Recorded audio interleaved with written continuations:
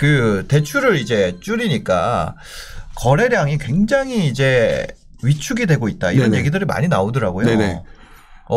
과거에는 이제 매물이 없어서 거래가 줄고 있다 이렇게 얘기를 했었는데 네. 최근에는 매물도 많이 증가하고 있다 그러더라고요. 네네. 매물도 많이 증가함에도 불구하고 거래량이 줄고 있다는 건 확실히 매수세가 이제는 줄어든 것이 아니냐 네. 이런 의견들이 많이 나오던데요. 네. 네.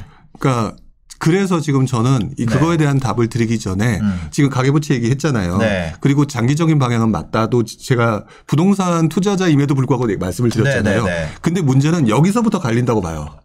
이것을 바라보는 관점에서 갈린다라고 저는 보거든요. 네. 그러니까 이제부터 여러분들이 어떤 부분에 대한 생각에 포커싱을 맞춰야 되는지가 되게 중요하다고 보는데 네. 여기서 두 가지로 나눠지거든요. 근데 보면 투자를 계속했던 사람들은 어떤 행동을 취하냐면 네. 그래도 그러면 이 상황에서 어떻게 해야 투자를 할 수 있는 또는 돈을 수익을 낼 수 있는 대상은 무엇일까라고 고민을 하고요. 네. 또 누군가는 이 상황에서 거봐 가계부채 이렇게 되고 지금 거래량이 줄었어. 네. 뭐가 됐어. 그러니까 가격이 떨어질 거야. 이렇게 하는 두 부류로 나눠지게 될 거예요. 그러고 있죠 지금. 가격이 떨어질 걸로 생각하는 사람들 네. 아니면 가격이 오를 걸로 생각하는 사람들 네네. 그럼에도 두 개로 불구하고. 나눠진다.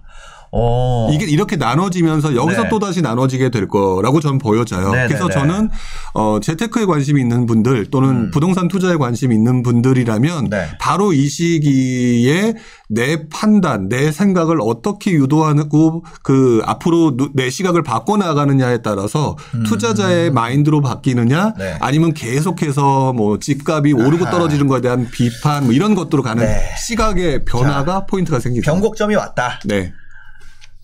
그냥 물어보겠습니다. 네. 부룡님 요즘 투자하세요? 저는 예전부터 해왔으니까 네. 저는 관리의 입장이라서 안 하고 있고요. 추가 매수는 안 하고 계시다. 네, 안 하고 있고요. 일단 부룡님은 매수세는 아니네요. 네. 네. 근데 저는 누군가 또 저한테 얼마 전에 이렇게 물어보셨어요. 어떻게요? 오르는 데가 있을까요? 오르는 데가 있을까요? 네, 지금 이 상황인데 오르는 데가 있을까요? 오르는 데도 있더라고요. 네. 근데 있다. 네. 왜 오르는지를 봐야 된다. 네네. 누군가는 이래서 안 오를 거야, 침체될 거야, 하락할 거야 해서 쳐다보지 않는데 네네. 누군가는 쳐다보고 누군가는 생각을 바꿔서 그래도 여기가 움직일 거라고 하니까 들어가는 거잖아요. 네네. 거기에 먼저 들어간 사람들은 수익을 내는 거고 결국 이제 그 상황이 지금 굉장히 혼조세라고 말씀드리는 가운데서 누구는 그럼에도 이득을 보고 누구는 그래서 관심 없고 이 네. 상황이 아주 극명하게 나타날 거라는 거죠.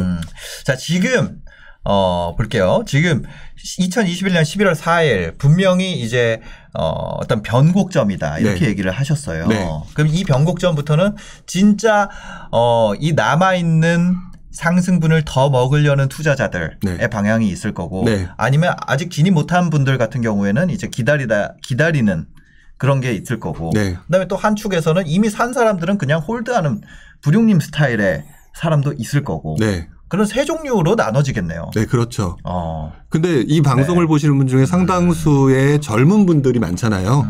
이분들이 네. 약간 제 경험 때문인지 모르겠지만 저도 역시 한 10여 년 전 이전에는 네. 그래서 떨어질 거야라고 하는 논리에 함몰돼 있었거든요. 저 역시도. 그렇기 때문에 네네. 그런 부분으로 생각하면 안 되십니다라는 걸 계속 말씀을 드리고 싶은 것뿐이에요. 그렇게 하면 너무 함몰되지 떨어질 마라. 거라고 생각을 하면 안 네, 된다. 함몰되시면 안 된다. 시장은 다양하기 때문에 네. 그 다양성 중에서 오를 거를 찾는 시각을 만들어야 된다. 한 종류가 더 있네요. 천공해활님이 이미 벌었으니까 이제 파는 사람. 그렇죠. 네, 이렇게 네 종류가 있겠네요. 네. 일단 네 가지 시나리오별로 2번, 3번, 4번. 이미 가지고 있는데 판다. 네. 이 옵션은 어떨까요? 내가 이제 벌었어. 네. 그럼 지금 내가 판다. 네. 아마 다주택자 같은 경우는 이 선택을 하기 어려울 것 같아요. 그렇죠. 네, 양도세가 너무 세니까. 네. 네. 그런데 약간 세채 미만 네. 해가지고 약간 일반 과세를 네네. 받을 수 있다. 이런 분들은 분명히 팔 수 있는 분들이 나타날 네네. 것 같고요. 세 채 이하. 네. 세 채 이하라든지 아니면 내가 한 채만 갖고 있어서 100% 비과세를 받을 수 네. 있는 분들. 100%까지는 아니죠. 왜냐면 9억까지니까 여전히 9억입니다. 네. 근데 뭐 12억 된다 그랬는데 잘 안 바뀌더라고요. 그러게요. 근데 이제 9억이라고 하면 그 상태에서는 파는 게 더 나은 상황인가요? 이게요. 네. 파는 게 더 낫다 안 맞다라고 묻는 시장이 그동안의 시장이었거든요. 네네. 근데 이제는 조금 시각을 좀 바꿔야 될 것 같아요. 시각을 좀 바꿔야 되는. 그러니까 옛날에는 여기가 오를까요 말까요, 팔아야 될까요 말까요 이렇게 단답형으로 가잖아요. 네네. 근데 지금 리스크라고 하는 부분이 어쨌든 긴축의 시대, 그다음에 부동산 가격이 떨어질지도 모른다는 거에 대한 두려움의 시대, 이제 이런 거기 때문에. 근데 이거 투자 격언 중에 그거 있잖아요. 두려움에 살아. 네. 와, 이거. 원래 그래서 투자가 어렵죠. 아, 그죠. 근데, 일단 부룡님도 안 늘리고 있다는데, 네. 부룡님도 추가로 안 산다는데, 그죠? 근데 뭐 저 같은 경우는 네. 그건 철저하게 저의 스타일이에요. 저는 그죠. 네, 저는 리스크 때문에 흔히 말하는 피가 말리는 경험을 몇 번을 해봤던 사람이니까 그 고통이 싫은 거예요. 네. 그래서 안 하는 거고 그 고통이 없었던 사람들은 하겠죠. 네네. 하면서 뭐 또 늘리는 사람도 있고 뭐 하는 사람도 있겠는데 네. 저 같은 경우는 그냥 제 스타일인 거고 또 근데 무주택자이신 분들한테는 그 고통하고는 전혀 상관없이 사라고 하는 이유가 네. 그 고통을 적게나마 얇게나마 경험을 해보셔야 생각이 넓어지기 때문에 자꾸 하라고 말씀을 드리는 거고요. 네네네. 그럼 지금은 뭐 팔아야 된다, 사야 된다 이런 게 아니라 네. 어떻게 해야 된다는 거예요? 그러면? 그러니까 가지고 있는 것들은 있잖아요. 네. 가지고 있는 것들은 저도 개인적으로 조금 분위기가 더 달라지면 팔 것 같아요. 조금 더 안 좋아지면 팔 거예요. 팔 것 같다. 왜냐하면은 네. 흔히 말하는 엑시트 전략이라는 게 발생하니까. 그래서 네. 저는 지금 이때부터는 그래서 올라가니까 사야 되나요? 어디가 오르나요가 중요한 게 아니라 네. 내가 지금 사야 되는 대상이 충분히 올라갈 가능성이 있을까 여부에 대해서 집중을 해야 되고요. 여전히 남아있나? 남아있으니까. 네네. 그러니까 이제 앞으로 또 얘기를 더 드리겠지만 네. 지금 그 우리 DSR 규제 있잖아요. 네. DSR 규제에 제외되는 요인들 중에 보면 보금자리론이 있어요. 서민금융상품. 네. 서민금융상품 같은 경우는 DSR 제외거든요. 네네. 근데 그 보금자리론 같은 경우는 예를 들면 6억 이하 아파트에만 적용이 되잖아요. 저가 아파트들은 상승 여력이 있네요. 그렇죠. 그 상승 여력이 네. 있고 없고라고 하는 부분이 존재하기 때문에 네. 어디가 오를까요를 찾는 게 아니라 지금 상황에서 사람들이 여러 가지 상황에 맞춰서 어디를 들어갈 거냐, 그 네네. 가능성이 어디가 높으냐를 하는 게 맞고요. 네. 그 다음에 중요한 게 그렇게 하고 난 다음에 혹시 진짜 리스크 있을 수 있으니까 네. 엑시트 전략은 그렇게 샀음에도 불구하고 어떻게 할 거냐. 네. 이런 부분을 생각해야 된다는 거죠. 엑시트 전략은 가져가야 된다. 네, 항상 생각해야 돼요. 만약에 내가 진입을 한다면 어떻게 나올 건지가 각이 서 있는 상태에서 진입을 해야 된다는 거죠. 네, 그렇죠. 이거 없이 무조건 사야 되는 시기는 이미 예전에 지났다. 네, 지났다고 저는 봐요. 엑시트 전략 없이 계속 모아가는 투자. 이거는 지금은 아니다.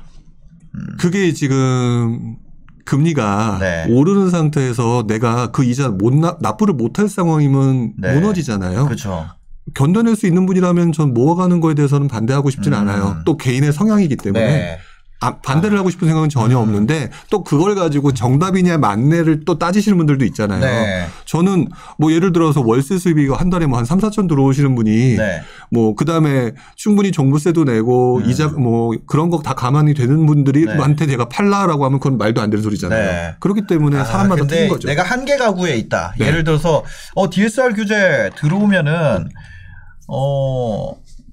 좀 애매한데 내가 소득이 늘어날 것이 안 보이는데 네. 오히려 어떻게 보면 20, 30대는 이제 진급하면 소득이 늘어날 그런 게 있잖아요. 그렇죠. 근데 내가 40대야. 그럼 50대, 60대를 바라보는 거잖아요. 네, 은퇴하거나 명퇴하거나 네. 잘리거나. 그러니까 소득이 꺾이는 정점에 있는 분들 같은 경우는 지금은 굉장히 위험하네요. 소득이 줄어들면 내 한도가 줄어드니까. 네, 이 자리에서 제가 몇 번에 걸쳐서 말씀을 드렸지만 지난 장에 2005년도에 제가 대출을 받았을 때가 네네네. 어쨌든 그때 생각해 보자면은 30대 후반에서 40대 초반 사이였었거든요. 네. 근데 그 당시면 그래도 한참 잘 나가고 있을 때잖아요. 소득이 늘어나고 있을 때인데도 금리가 5%에서 8% 가까운 상황으로 올라가니까 조금 버겁더라고요. 네. 근데 견뎌낼 수 있었기 때문에 지금 그거에 대한 수익이 지금 어느 정도 확보가 된 상황인데 만약 그때 꺾이는 분이었다면 네. 나름대로 나름대로 현금화시키고 난 다음에 그거를 또 다른 기회를 만드는 게 맞는 거였을 거잖아요. 그러니까 그냥 모든 사람이 우르르 몰려다니면서 어디가 대세다 어디가 오른다 이렇게 해서 투자를 하는 방식은 상승 초중반의 모습이지만 네. 시간이 지나면서는 자기 상황에 맞춰서 움직여야 된다는 거죠. 야, 이거 초반 시장이 이제 각자 도생 구간에 들어섰다. 각자 이제 금융 예전에는 돈이 있건 없건 네. 다 들어오는 구간이었는데 이제는 어떻게 보면 현금 여력이 없는 분들 같은 경우에는 더 들어가면 안 된다. 네. 제가 볼 때는 왜냐 현금 상황이 계속 더 안 좋아질 거기 때문에 네. 지금도 안 좋다면 지금 안 좋은데 무리해서 하면 그럼 조금 더 안 좋아지면 어떨까? 뺏기겠죠. 네. 맞아. 시장에 내 물건을 뺏기게 되어 있어요. 그리고 그 물건을 네. 또다시 누군가가 현금 여력이 있거나 아니면 그때 엑시트 전략을 잘 해놨던 그 사람들이 네. 그 물건을 가져가게 되어 있어요. 저 이거 그런 거 있어요.